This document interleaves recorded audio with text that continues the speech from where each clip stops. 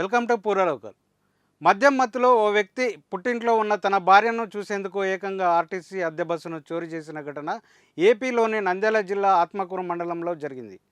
స్థానికంగా నివసించే Dargaiah lorry driver ఇతడి భార్య పగిడ్యాల మండలంలోని మచ్చుమర్రిలోని తన పుట్టింటికి వెళ్ళింది.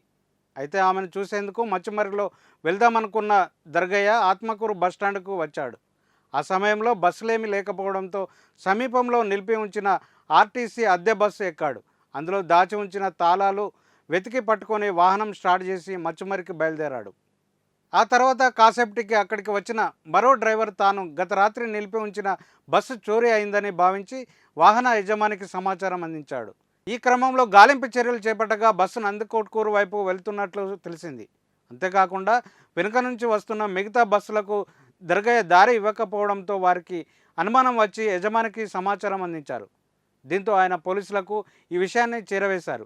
పోలీసులు చోరీ అయిన బస్సును మచ్చుమర్రి వద్ద ఆపి దర్గయ్యను అదుపులోకి తీసుకున్నారు.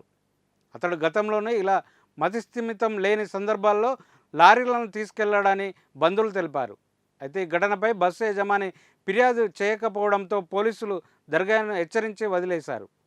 ఇది ఇప్పుడున్న అప్డేట్. మరిన్ని అప్డేట్స్తో మళ్ళీ కలుసుకుందాం. చూస్తూనే ఉండండి పూరలోకల్.